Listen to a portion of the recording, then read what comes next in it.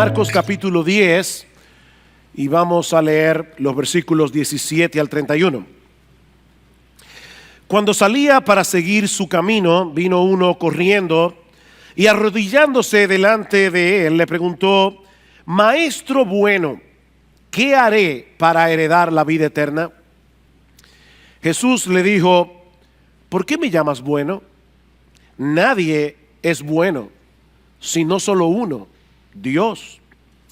Tú sabes los mandamientos: no mates, no cometas adulterio, no hurtes, no des falso testimonio, no defraudes, honra a tu padre y a tu madre. Y él le dijo: Maestro, todo esto lo he guardado desde mi juventud. Jesús, mirándolo, lo amó y le dijo: una cosa te falta, ve y vende cuanto tienes y da a los pobres y tendrás tesoros en el cielo, y ven y sígueme. Pero él, afligido por estas palabras, se fue triste porque era dueño de muchos bienes. Jesús, mirando en derredor, dijo a sus discípulos: qué difícil será para los que tienen riquezas entrar en el reino de Dios. Y los discípulos se asombraron de sus palabras, pero Jesús, respondiendo de nuevo, les dijo: hijos, qué difícil es entrar en el reino de Dios. Es más fácil que un camello pase por el ojo de una aguja que el que un rico entre en el reino de Dios. Ellos se asombraron aún más, diciendo entre sí: ¿y quién podrá salvarse?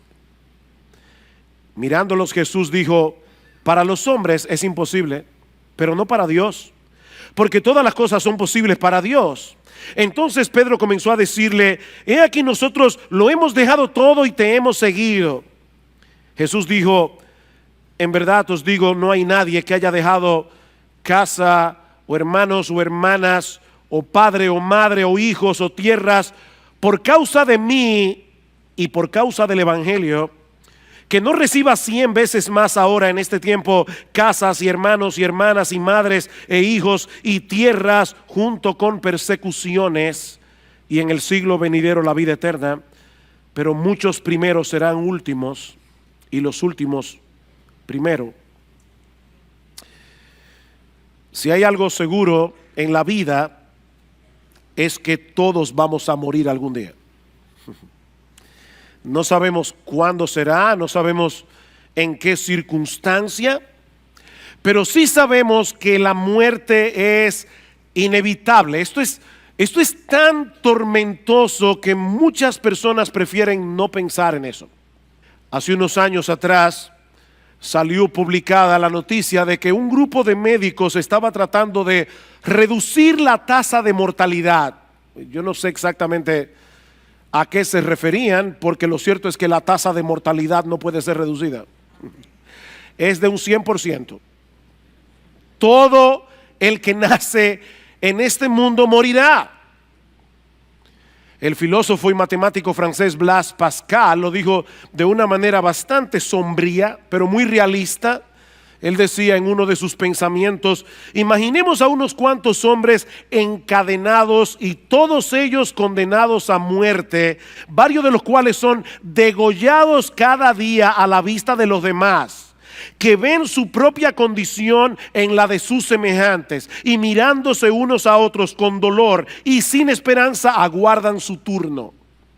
Esta es la imagen de la condición humana, dice Pascal. Eso no suena muy atractivo, pero es muy realista. Por eso el poeta inglés John Donne dijo aquella famosa frase que luego Hemingway usó en una de sus novelas: no preguntes por quién doblan las campanas doblan por ti. No preguntes por quién doblan las campanas. En los pueblos antes tocaban las campanas cuando había un funeral. Dicen: no preguntes por quién están doblando hoy las campanas doblan por ti. Cada segundo mueren miles de personas y cada una de esas muertes es un aviso de lo que nos espera a cada uno de nosotros, tarde o temprano. Y aunque yo sé que muchos pretenden vivir como si esta vida presente fuera todo lo que hay Lo cierto es que Dios puso eternidad en nuestro corazón. Dios puso eternidad en nuestro corazón. Es por eso que el hombre es un religioso incurable. El hombre, aún el ateo, el hombre es un religioso incurable. Algo en nuestro interior nos dice que la muerte no es el punto final de nuestra existencia. Hay algo que debemos hacer para prepararnos adecuadamente para enfrentar ese momento cuando llegue. Ahora la pregunta es, ¿cómo podemos estar seguros de que estamos haciendo todo lo que debemos hacer para dar ese viaje del que no hay retorno? ¿Cómo podemos estar seguros de que estamos haciendo todo lo que debemos hacer? Esa fue la inquietud del joven rico. Esa fue la inquietud de este hombre que vino a Jesús y que vamos a estudiar en esta mañana, como les decía, continuando con nuestra serie consecutiva de exposiciones en el Evangelio de Marcos. El Señor había estado por un tiempo en la región llamada Perea, como vimos hace 2 domingos atrás, al otro lado del Jordán, pero ahora se dirige hacia la ciudad de Jerusalén. Eso lo vemos en el versículo 32. Y unos pocos meses más tarde, en la ciudad de Jerusalén, Jesús sería juzgado, Jesús sería condenado a la muerte. Así que nosotros estamos aquí al principio del fin del ministerio de nuestro Señor Jesucristo, cuando de repente llega este joven, que aparentemente está muy turbado por el estado de su alma delante de Dios. Lean una vez más versículo 17. Cuando salía para seguir su camino, vino uno corriendo y arrodillándose delante de él le preguntó: Maestro bueno, ¿qué haré para heredar la vida eterna? Un joven rico, dice Marcos. Lucas, en el relato paralelo, nos dice que este hombre era muy rico y que era un hombre prominente. De hecho, la palabra que Lucas usa es gobernante. Este hombre era un personaje en el pueblo de Israel. Probablemente era miembro del Sanedrín, una de las instituciones más emblemáticas, más prestigiosas de la nación de Israel en los días de Jesús. Así que este individuo había tenido bastante éxito en la vida. Era joven, era rico, era influyente, y por si todo esto fuera poco, era una persona bastante moral, era una persona religiosa, como vemos en el resto de la historia. Por eso alguien decía que este es el tipo de joven que todo padre quisiera para su hija. Sin embargo, la historia revela que este joven tenía una inquietud tan grande en su corazón que Marcos nos dice que él vino corriendo al Señor Jesucristo. Hay detalles aquí que no debemos pasar por alto. En el tiempo de Jesús, la gente de prestigio no corría. Eso estaba fuera de la ética social. Pero este joven estaba tan inquieto que viene corriendo delante del Señor y dice que hincando las rodillas delante de él le preguntó: Maestro bueno, ¿qué haré para heredar la vida eterna? ¿Qué pregunta? En otras palabras, maestro, ¿cómo yo puedo estar seguro de que yo estoy haciendo todas las cosas que yo debo hacer para ir al cielo? Lo tenía casi todo, pero había una duda en su corazón que no lo dejaba vivir en paz. Una pequeña duda, una gran duda.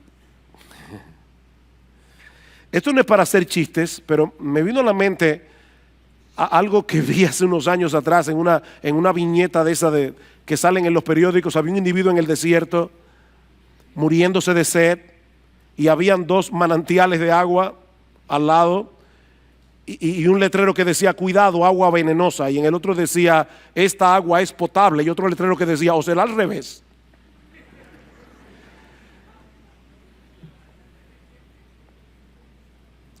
Señor, yo estoy haciendo todo lo que yo creo que debo hacer, pero yo no estoy seguro si no me hace falta algo más.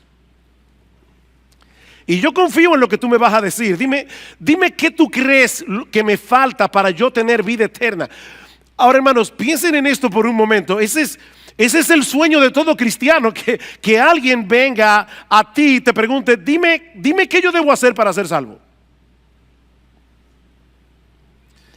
Pero ahora escuchen la respuesta de Jesús. Versículo 18. Jesús le dijo, ¿por qué me llamas bueno? Nadie es bueno, sino solo uno, Dios. Si hay algo que esta historia nos enseña incidentalmente, es que el método evangelístico del Señor Jesucristo era muy diferente al de muchos evangélicos en el día de hoy. Yo estoy seguro que si este joven hubiera ido delante de algunos evangélicos, muchos evangélicos que yo conozco, dime qué yo debo hacer para heredar la vida eterna, rápidamente le hubieran dicho, ora conmigo la oración del pecador. O pídele a Jesús que entre en tu corazón. Yo no he visto una frase más abstracta que esa. Yo no sé cómo hacer eso. Que le pida a Jesús que entre en mi corazón. De paso, déjenme decirles algo, mis amados hermanos, nunca le digan eso a un inconverso. Esa frase no tiene ningún sentido. Esa frase no aparece en el Nuevo Testamento. Los apóstoles nunca la dijeron. La salvación no viene simplemente porque tú invites a Jesús a entrar en tu corazón. De hecho, es tan extraña esta historia porque Cristo pudo haberle dicho, ¿qué te falta? Creer en mí. Señor, ¿qué me hace falta para heredar la vida eterna? Cristo pudo haberle dicho, oh, que creas en mí. Y sería la respuesta correcta, pero el Señor sabía que este joven tenía un concepto tan equivocado acerca de sí mismo que él no estaba preparado para recibir esa respuesta. No todavía. Saben que el concepto que mucha gente tiene de sí misma es que son personas buenas que a veces hacen cosas malas. El concepto bíblico es al revés. Nosotros somos personas malas que por la gracia común de Dios a veces hacemos cosas buenas. Pero ese es el concepto que este hombre tenía. Yo soy una persona buena, solo quiero saber qué más me falta. Si tú le dices a una persona como esta que reciba a Cristo en su corazón, probablemente va a pensar dentro de sí mismo, por supuesto, ¿por qué no? ¿Es eso lo que me falta? Es bueno tener a Cristo. Eso añadiría bondad a mi bondad, ¿verdad? De ahí la extraña respuesta de Jesús en el versículo 18. ¿Por qué tú me llamas bueno? En otras palabras, tú vienes a mí como si yo fuera un maestro común y corriente. Tú vienes a mí como si yo fuera un hombre, igual que tú, solo que con más sabiduría que tú. Ahora, si eso es lo que tú piensas de mí, ¿por qué me llamas bueno? Porque en el mundo entero hay una sola persona que merece ese calificativo y no eres tú, es Dios. Hay uno solo que es bueno. Jesús no está ni negando ni afirmando que Él sea Dios en este pasaje. Ese no es el foco primario de atención aquí. Él simplemente quiere hacerle ver a este joven lo equivocado que él estaba cuando él creía de sí mismo que él era bueno. Porque lo cierto es que en el mundo entero no hay nadie, absolutamente nadie, que sea bueno. Dice Pablo en Romanos capítulo 3 versículo 10, todos se desviaron, a una se hicieron inútiles todos, no hay quien haga lo bueno, no hay ni siquiera uno. Y sí, yo sé que hay personas que son relativamente buenas, y son relativamente buenas en comparación con otros seres humanos que son peores. Pero si tú te comparas con el estándar de santidad de Dios, si tú te comparas con la santidad del mismo Dios, con el carácter de Dios, te vas a dar cuenta que tú no eres bueno. No hay nadie que llene esa medida, aunque algunos crean que sí, como es el caso del joven rico, versículo 19. Oigan lo que le dice el Señor. Oh, ¿tú quieres saber qué tú debes hacer para heredar la vida eterna? ¿Tú sabes los mandamientos? No mates, no cometas adulterio, no hurtes, no des falso testimonio, no defraudes, honra a tu padre y a tu madre. ¿Tú quieres hacer algo para salvarte? Mira los mandamientos, cúmplelos y vivirás.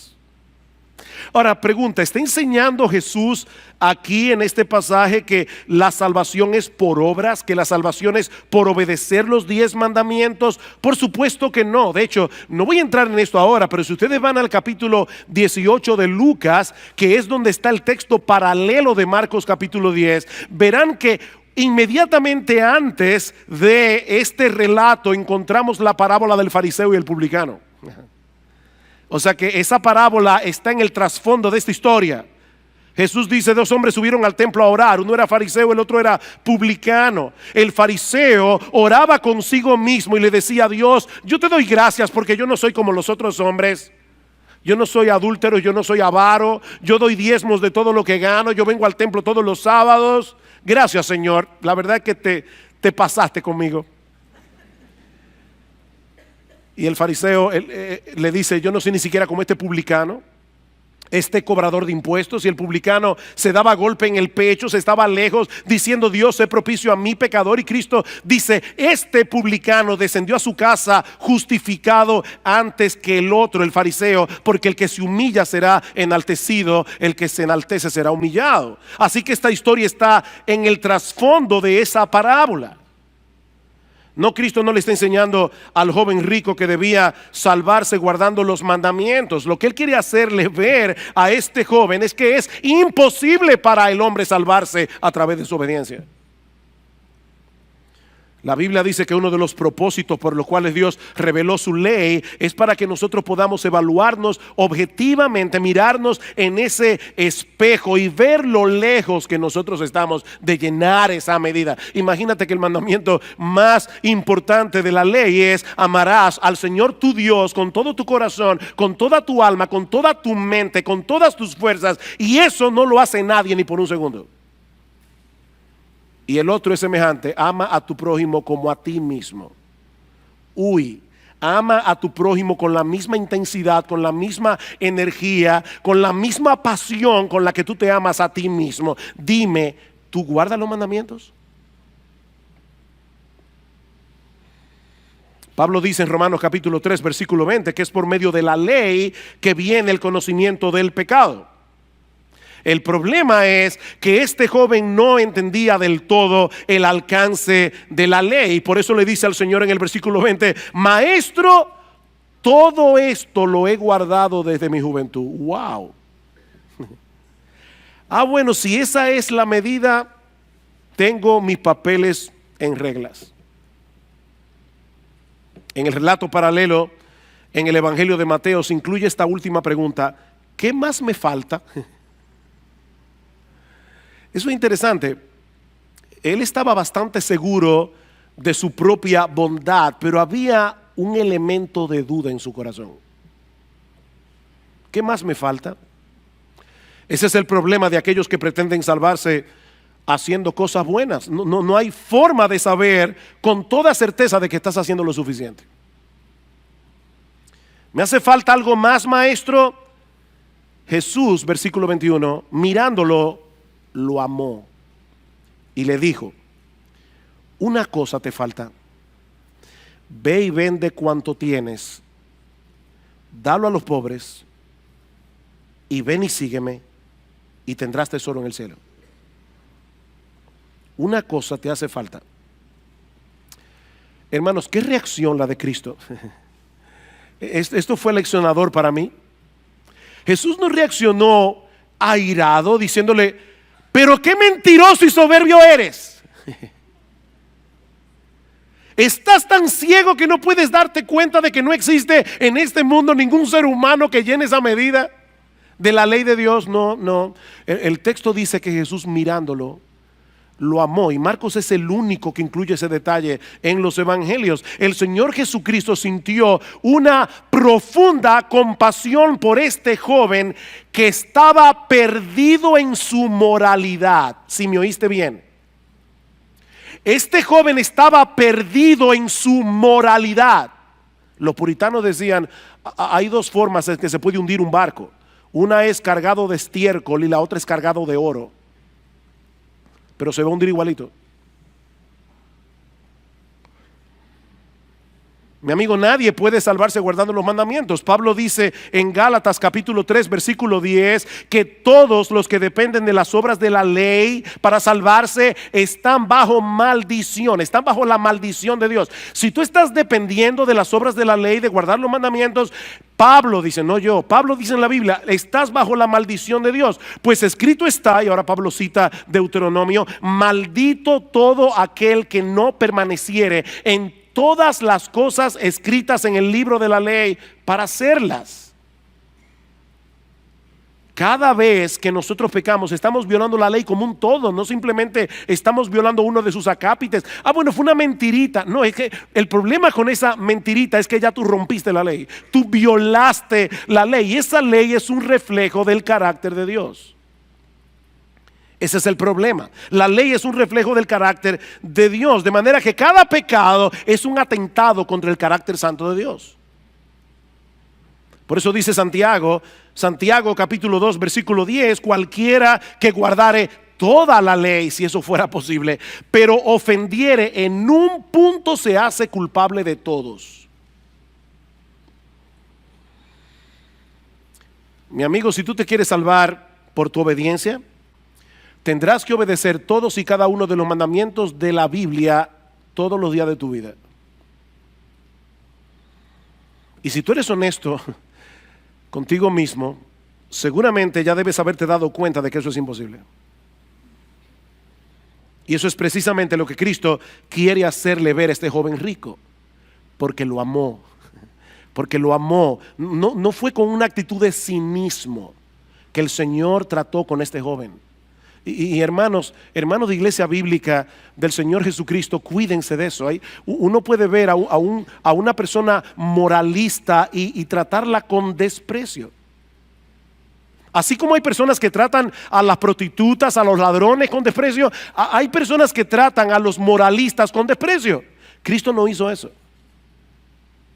Cristo sintió compasión por este joven, una profunda compasión. Y le dice, joven, solo te hace falta una cosa. Vende todo lo que tienes, dáselo a los pobres y sígueme a mí. Ahora, hermanos, y esto es crucial. Por fin, ¿cuántas cosas le faltaba a este joven? ¿3 o una? Porque él dice, una cosa te hace falta. Vende todo lo que tienes, dáselo a los pobres y ven y sígueme. Entonces, ¿qué era lo que le faltaba? Lo que le faltaba era seguir a Cristo. Fíjense, el punto aquí no es que por vender sus bienes y entregar la ganancia a los pobres, este joven iba a ir al cielo como recompensa, sino por seguir a Jesús. Ahora, vender todo lo que tenía y entregarlo a los pobres iba a ser la evidencia de que él había removido el ídolo de su corazón, el ídolo que él le había hecho a las riquezas, para hacer de Cristo el único objeto de su adoración, el único objeto de satisfacción, el único objeto de su deleite. Esa era la evidencia.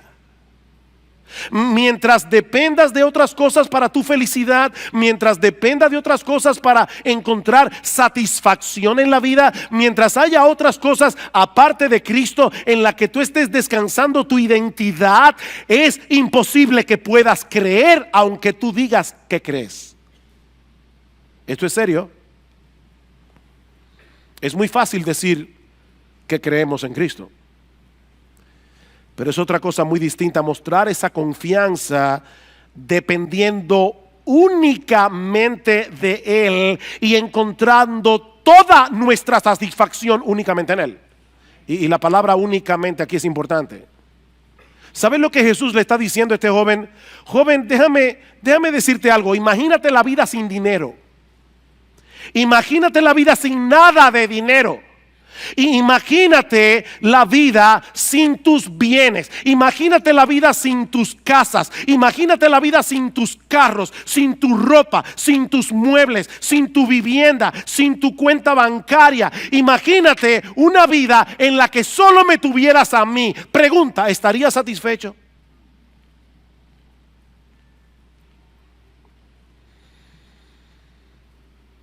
¿Saben lo que Jesús está haciendo aquí? Es una cirugía de corazón abierto. Eso es lo que Jesús está haciendo aquí. Es una cirugía de corazón abierto. Cristo está metiendo el bisturí lo más profundo que Él pueda para tocar el nervio central de la idolatría de ese joven. ¿Saben cuántas personas hay en el mundo que creen, pero en realidad no creen? O sea, personas que tienen a Cristo como un adorno más. Es un adorno en el contexto de su vida decente, en el contexto de su vida religiosa, pero Cristo no es su todo. Y déjame decirte algo, mi amigo, si Cristo no es todo para ti, Él no es nada para ti. Cristo no es un adorno. Es por eso que Jesús dice en Lucas capítulo 14 versículo 33 que el que no renuncia a todo lo que posee no puede ser su discípulo. Punto. El que no renuncia a todo lo que posee no puede ser mi discípulo. Es imposible seguir aferrado a todas esas cosas y al mismo tiempo tratar de aferrarte a Jesús.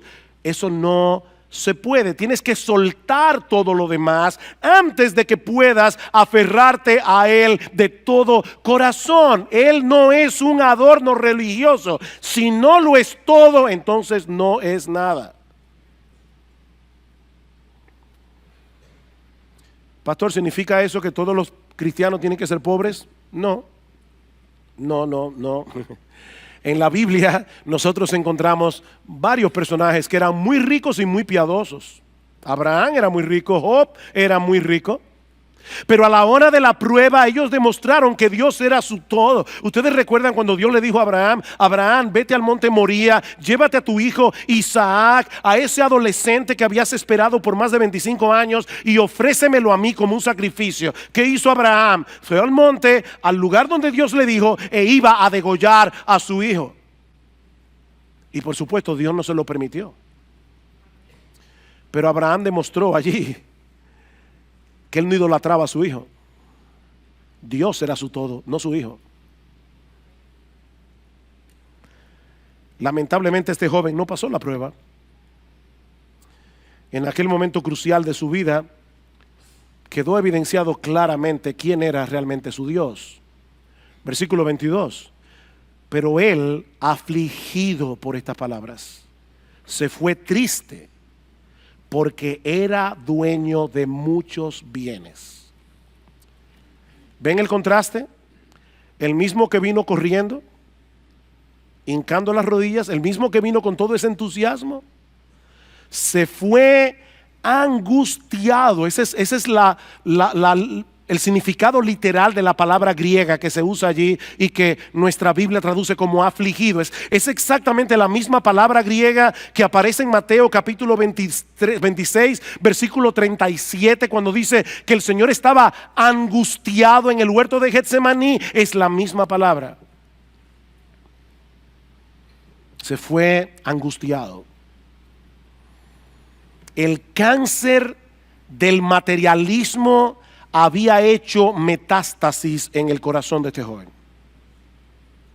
Él estaba atrapado. Toda su vida dependía de sus riquezas. Mis hermanos, amigos que están aquí, escúchenme bien, porque esto que voy a decir ahora es una distinción crucial. El problema de este joven no radicaba en el hecho de tener muchos bienes. Su problema era que los bienes lo tenían a él. Es diferente. Él estaba atrapado, él estaba esclavizado por sus bienes. Él era un esclavo. Y nadie que no esté dispuesto a renunciar a esa esclavitud puede abrazar a Cristo de todo corazón. Nadie puede abrazar a Cristo de todo corazón mientras no esté dispuesto a soltar esa soga. Ahora, ¿saben cuál es el problema? El problema es que ningún ser humano puede librarse de esa tiranía por sí mismo. Óyeme bien, ningún ser humano puede librarse de esa tiranía en sus propias fuerzas. De ahí las palabras de Jesús a partir del versículo 23. Cuando se va el joven rico, dice Jesús, mirando en derredor, dijo a sus discípulos: qué difícil será para los que tienen riquezas entrar en el reino de Dios. Y los discípulos se asombraron de sus palabras, pero Jesús, respondiendo de nuevo, les dijo: hijos, qué difícil es entrar en el reino de Dios. Es más fácil que un camello pase por el ojo de una aguja que el que un rico entre en el reino de Dios. Ellos se asombraron aún más, diciendo entre sí: ¿y quién podrá salvarse? Mirándolos, Jesús dijo: para los hombres es imposible. Para los hombres es imposible. Esa es la enseñanza de toda esta sección. La salvación es imposible para los hombres, sean ricos o sean pobres. Noten lo que dice en el versículo 27 otra vez. Mirándolos, Jesús dijo: para los hombres. Él no dijo para los ricos, Él no dijo para los pobres. Él dijo para los hombres, sean ricos, sean pobres. Para los hombres la salvación es imposible. Pero los ricos son más vulnerables a sentirse tan satisfechos en sus riquezas que no sean capaces de percibir lo impotente que son. Están tan acostumbrados a que todo lo resuelven por ellos mismos, a que todo lo resuelven con sus propios recursos, a que solo tienen que buscar la chequera, dar un tarjetazo. Están tan acostumbrados a vivir así que ellos no dependen de Dios. Es muy difícil que ellos vean su dependencia. Es muy difícil que vean su miseria. Es muy difícil que vean el estado tan deplorable en que se encuentran. Por eso resulta más fácil pasar un camello por el ojo de una aguja a que un rico entre en el reino de Dios. Pastor, ¿y qué significa eso? Pasar un camello por el ojo de una aguja, exactamente eso mismo. Exactamente eso mismo. Esa era una frase coloquial que se usaba en aquellos días para señalar algo que es imposible. Es como los gringos tienen una frase en inglés que yo no sé si se usa en español, pero ellos dicen: cuando a las ranas les salgan pelos. O sea, nunca. La misma posibilidad que hay de que a una rana le salgan pelos, o de que tú entres un camello por el ojo de una aguja, es la posibilidad que hay de que un rico entre al reino de Dios.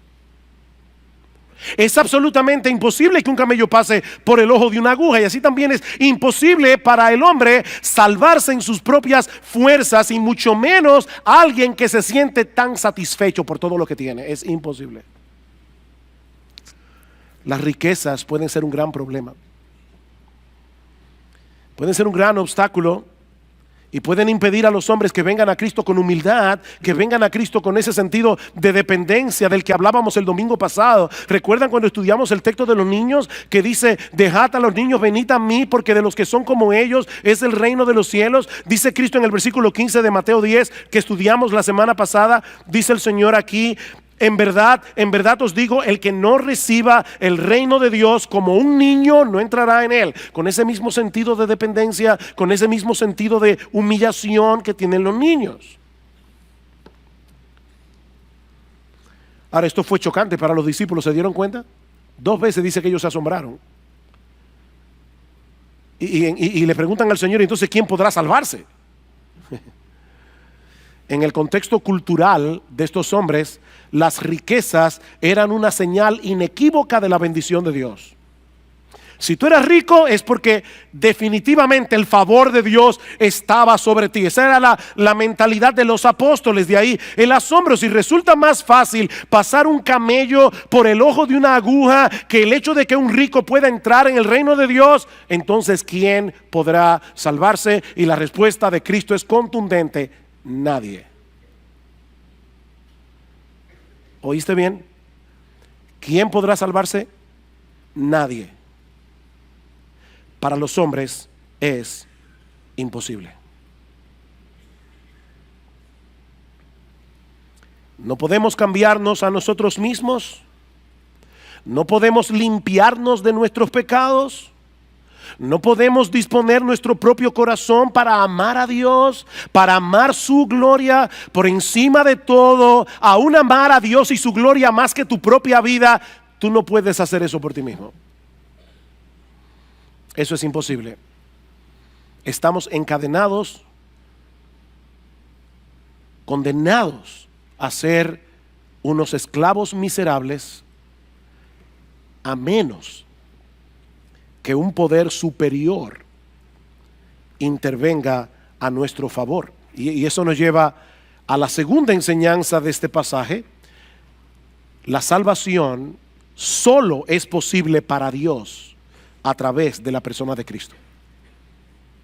La salvación es imposible para los hombres, la salvación solo es posible para Dios. Vean una vez más el versículo 27. Mirándolos, Jesús dijo: para los hombres es imposible, pero no para Dios, porque todas las cosas son posibles para Dios. Hay esperanza para el hombre porque Dios es todopoderoso. Hay esperanza para el hombre porque Dios puede vencer la obstinación de tu corazón. Dios puede destruir nuestra idolatría. Y es extremadamente importante resaltar esto, porque así como hay muchas personas que creen que no necesitan a Cristo para ser salvos, hay otras personas que tampoco vienen a Cristo porque desconfían de sí mismos. Y yo he visto personas así. Yo no voy a poder vivir la vida cristiana, así que mejor ni lo intento. Yo no voy a poder, eso es demasiado para mí. ¿Sabes cuál es la respuesta de la Biblia? Claro que no vas a poder. Claro que no vas a poder hacerlo en tus propias fuerzas. La salvación es imposible para los hombres, pero no es imposible para Dios. Mi amigo, tú no puedes por ti mismo romper las cadenas que te mantienen esclavizado al mundo, esclavizado al pecado. Tú no puedes, pero Dios puede. Y aun si tú vienes a Cristo en arrepentimiento y fe y te conviertes en cristiano, no vas a poder vivir la vida cristiana dependiendo de ti mismo. No vas a poder. Pero Dios es todopoderoso. Dios es todopoderoso y Él puede transformar el corazón de los hombres, como de hecho lo hizo con los apóstoles. Noten el versículo 28. Entonces Pedro, siempre Pedro, entonces Pedro comenzó a decirle: he aquí, nosotros lo hemos dejado todo y te hemos seguido. Honestamente, yo no sé qué había en la mente de Pedro. Yo no sé si él está diciendo: Señor, yo no entiendo, porque tú dices que nadie puede hacer eso, pero eso fue lo que nosotros hicimos. Nosotros lo hemos dejado todo y te hemos seguido. Yo no sé si Pedro, en un arrebato de orgullo, se estaba comparando aquí con el joven rico. Honestamente no lo sé. Y de paso, hermanos, yo no sé de verdad si Pedro aquí se estaba envaneciendo, pero cuidado tú, creyente, con envanecerte. Porque si tú te convertiste al Señor, no fue por tu propia fuerza, no es porque tú eras mejor que aquel amigo tuyo al que también le predicaron el evangelio y no se ha convertido. La salvación es por gracia y depende de Dios. Ahora, lo cierto es que los apóstoles estuvieron dispuestos a renunciar a muchas cosas para seguir a Cristo. Eso es verdad. Y Cristo les dice, porque en el evangelio de Mateo se añade: ¿qué pues tendremos? O sea, Pedro dice: nosotros le hemos dejado todo, te hemos seguido, ¿qué pues tendremos? Y Jesús le dice en el versículo 29, Jesús dijo: en verdad os digo, no hay nadie que haya dejado casa a su hermano, su hermana, su madre o padre o hijos o tierras por causa de mí y por causa del evangelio, que no reciba 100 veces más ahora en este tiempo casas y hermanos y hermanas y madres e hijos y tierras junto con persecuciones. Qué realista. Y en el siglo venidero la vida eterna. Este es uno de los textos favoritos de los evangelistas de la prosperidad. Honestamente me da náuseas cada vez que yo oigo a una persona desde el púlpito diciéndole a una persona: ven a Cristo y todos tus problemas se van a solucionar, ven a Cristo y tú vas a ser rico y vas a tener una buena casa y vas a tener un mejor sueldo y vas a tener salud. Es una maravilla tener a Cristo. Eso es un mensaje diabólico, infernal y nauseabundo, porque eso no es verdad. No, yo no creo que eso sea lo que el Señor esté diciendo aquí. Más bien, yo creo que Él está reiterando lo que Él había dicho anteriormente, que es imposible seguirlo a Él sin estar dispuesto a renunciar a todo, incluyendo la familia. ¿Se dieron cuenta? Ninguno, vayan otra vez, no hay nadie que haya dejado casa, hermanos, hermanas, madres o padres o hijos o tierras por causa de mí, del evangelio. Aquí hay individuos que han tomado una decisión, la decisión de dejar todo atrás para seguir a Jesús, no importa las consecuencias. Y de paso, no es que el cristiano se vuelva un pesado con la familia, no es que el cristiano se olvide de la familia.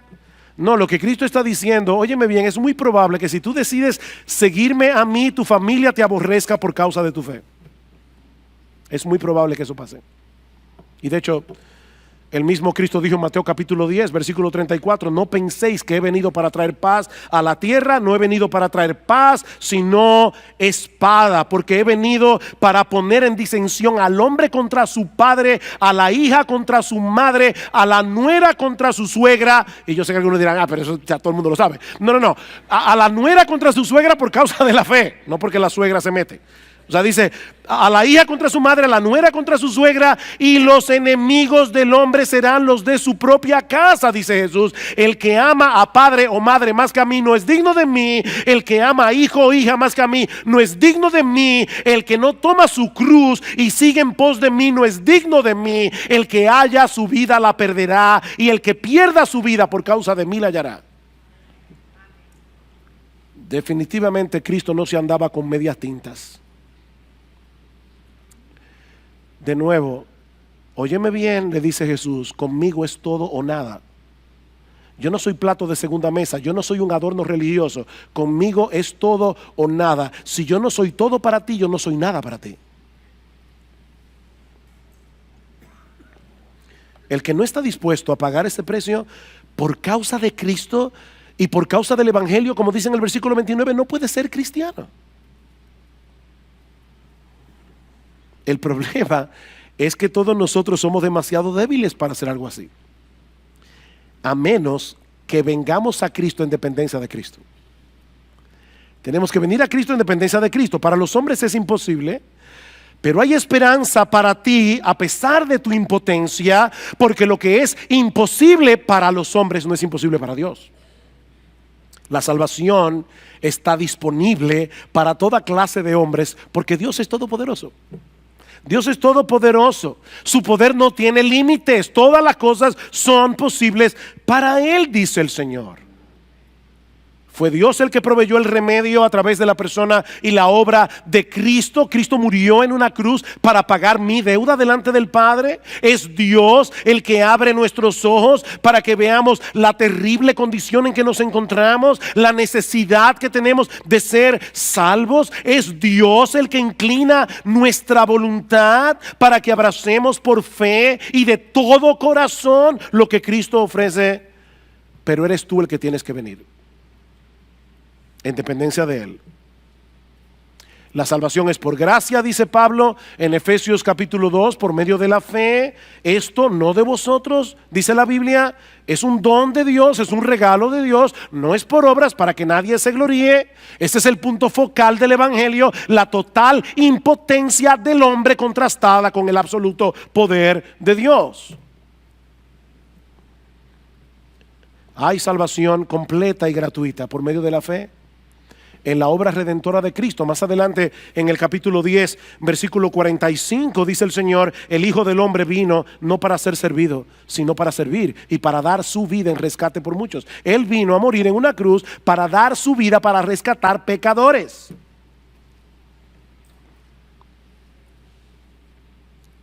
Y es precisamente a través de la proclamación de ese mensaje del evangelio, y por eso estamos predicando hoy aquí, que el poder de Dios se manifiesta para salvación mientras llamamos a los hombres a la fe y al arrepentimiento. Mi amigo, si tú vienes a Cristo, vas a perderlo todo y vas a ganarlo todo. Vas a perderlo todo, vas a ganarlo todo. Eso es lo que dice el versículo 29. No hay nadie que haya dejado casa o hermanos o hermanas o madre o padre o hijos o tierras por causa de mí y por causa del evangelio que no reciba 100 veces más ahora en este tiempo casas y hermanos y hermanas y madres e hijos y tierras junto con persecuciones y en el siglo venidero la vida eterna.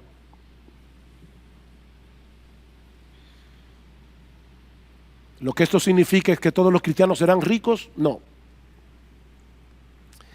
No, yo creo que esta promesa implica dos cosas.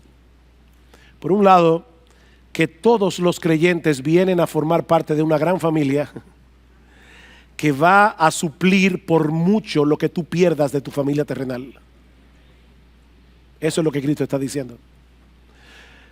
Si hay algo que a mi esposa y a mí nos maravilla cada vez que viajamos a otros lugares, es que llegamos a un sitio nuevo, conocemos hermanos en Cristo que no conocíamos y al minuto ya somos familia. Y están dispuestos a servirnos, simplemente porque somos cristianos. Hay una familia de la fe en el mundo entero. Eso es impresionante. Pero por el otro lado, y esto que voy a decir ahora es muy sensible, yo creo que John Piper tiene razón cuando dice que hay algunos cristianos que por diversas circunstancias no están rodeados de muchos creyentes. Y él pone el caso particular de los misioneros. Misioneros que son desarraigados de su país, de su familia, y van lejísimo a predicar el evangelio a lugares extraños. Cuando mi esposo y yo estuvimos visitando a nuestra hija en el mes de mayo, ella nos hablaba de eso, nos decía, esto es difícil, lo más difícil es ese sentido de desarraigue, tú no perteneces a ningún lugar. Y nuestra hija nos decía, y es lo que yo creo que está envuelto en todo esto, ella decía, yo me he dado cuenta que mi hogar está donde esté Cristo. Mi hogar está donde está Cristo. Y yo creo que probablemente lo que el Señor está diciendo allí es a esas personas que están solas en lugares donde no hay casi cristianos. Dice, aún así, si tú lo pierdes todo por causa mía, lo que vas a obtener por el hecho de tenerme a mí será infinitamente más satisfactorio que cualquier cosa de este mundo que tú hayas podido perder. Tú tendrás en mí 100 veces más. Amor incondicional. El amor incondicional de Cristo suplirá 100 veces más el amor de hermanos, hermanas, padres, hijos, tierras, todo. Él será tu hogar y será 1000 veces mejor que el hogar que tú hayas perdido por causa de Él. Cristo es mejor. Y cuando te toque partir de este mundo, como decíamos al principio, cuando te toque partir de este mundo, disfrutarás de una incomparablemente deleitosa comunión con Él por los siglos de los siglos. Es de esa vida eterna que el Señor habla aquí en el versículo 30. Por eso es que Pablo dice en Romanos capítulo 8 versículo 18, estoy seguro, tengo por cierto que las aflicciones de este tiempo presente no se pueden comparar con la gloria venidera que en nosotros ha de manifestarse cuando Jesucristo nuestro Salvador regrese en gloria.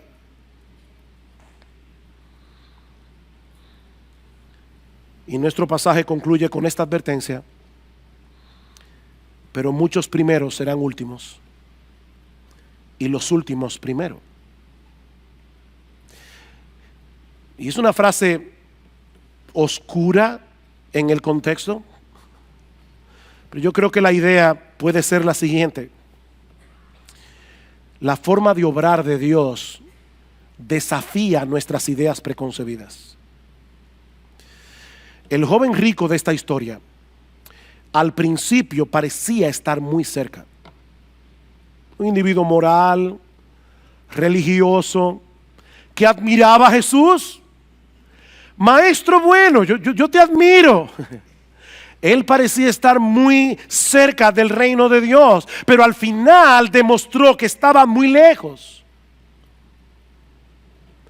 Según el criterio del mundo, este individuo había tenido una vida bastante exitosa, increíblemente exitosa. Era joven, era rico, era influyente. Según el criterio de Jesús, este joven era un pobre esclavo que estaba arruinando su vida en medio de su opulencia y en medio de su moralidad.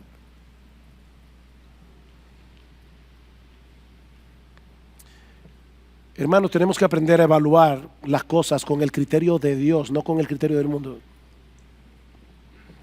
De este lado de la eternidad, el mundo celebra las riquezas, celebra la popularidad, celebra la belleza física, y debo decir que no hay nada de malo ni en el hecho de ser rico, ni en el hecho de ser bien parecido, ni en el hecho de tener, de ser popular. Pero déjame decirte algo, mi amigo, si eso es todo lo que tú tienes, tú no tienes absolutamente nada que tenga valor permanente. Nada. Tú no tienes nada. Tenerlo todo sin tener a Cristo es tener una existencia miserable aquí y ahora, y una pérdida total cuando traspases esa línea que separa el tiempo de la eternidad. Tener a Cristo es tenerlo todo, aunque no tengas nada más.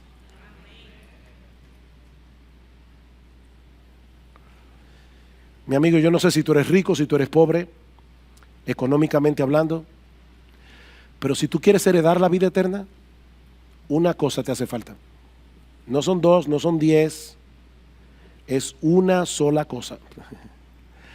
Reconoce tu impotencia para salvarte y ven a Cristo con la disposición de seguirle únicamente a Él como Señor y Salvador. O sea, Señor, yo pierdo mi vida por causa tuya. Aquí hay un papel en blanco. Ya rompí esto. Aquí hay un papel en blanco. Está firmado al pie por mí. Lo que tú escribas ahí yo lo voy a hacer, aunque yo no sé lo que es. Tú eres mi único Señor. Tú eres mi único amo. Tú eres mi único dueño. Ven a Cristo. Ven a Cristo y sométete a Él como tu único Señor, como tu único Salvador. Señor, yo no confío en mis buenas obras, yo no confío en mi religión, yo no confío en que soy mejor que aquel. Mi única esperanza es que tú moriste por mí en la cruz del Calvario.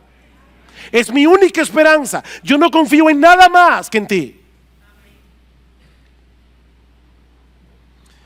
Mi amigo, no pretendas hacer en tus propias fuerzas lo que solo Dios puede hacer por ti. La salvación es imposible para los hombres.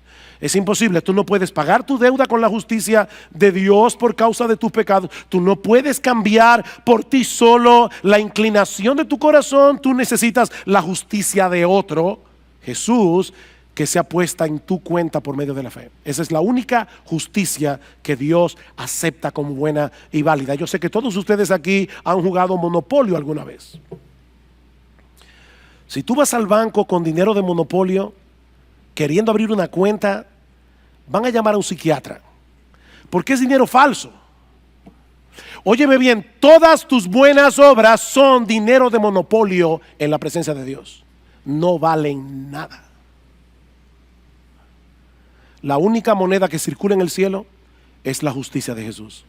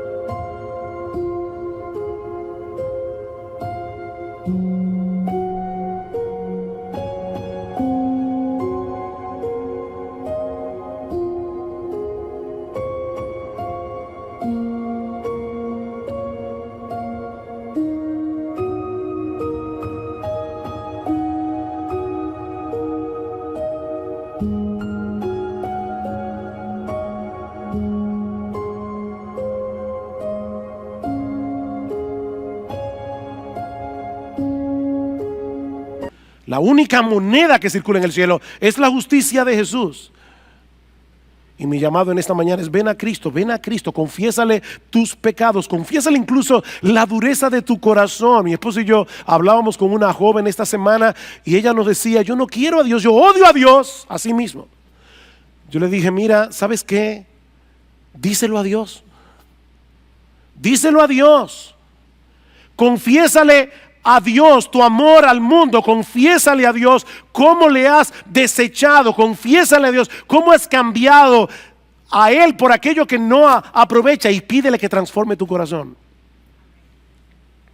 Pídele que te dé la gracia de la fe y del arrepentimiento. Pídele que te libere de la esclavitud y de la tiranía del pecado. Lleva tu causa delante de Él, porque solo Él te puede salvar. Quiere el Señor que al final de tu historia no seas como este joven rico, que se presentó delante de Cristo con tanto entusiasmo y finalmente se alejó de Él tan angustiado.